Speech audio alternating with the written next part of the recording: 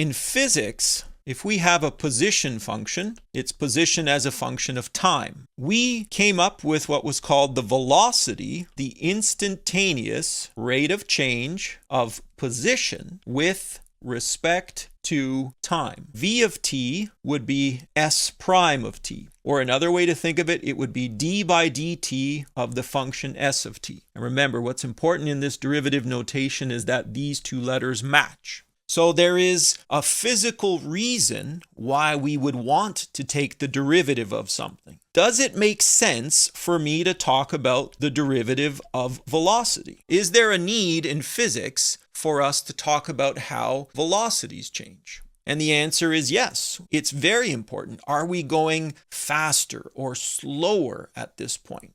And so what we do is we define something called the acceleration.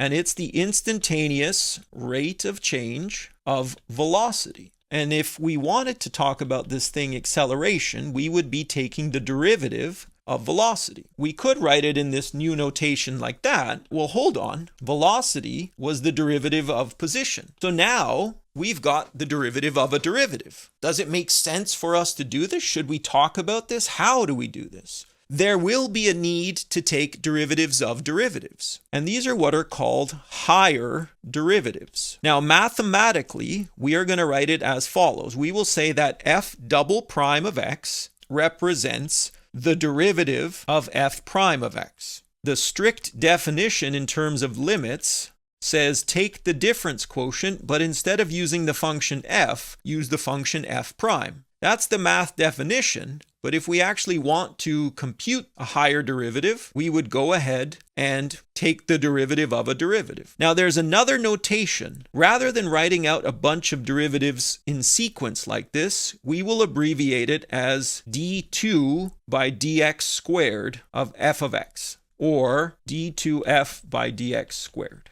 All of those things are second derivatives. Now, if we want a general nth derivative, we would put f. Now, instead of putting a million primes, we'll put a little bracket and say how many derivatives we want. And this would stand for the nth derivative here. Finding them is actually really straightforward. So if we are given a position function, we would love to figure out what its derivative is to find velocity and what its second derivative is to find acceleration. So velocity is pretty straightforward to find. We would take the derivative of position with respect to t, or time. This is where we get to apply the rules that we learned about earlier. So from linearity, we can essentially break this up very similar to what we did for the limit laws. We just keep breaking up the derivative operation until we get to pieces that we can't simplify any further, into pieces whose derivative we know and can calculate, either by the definition or by a shortcut.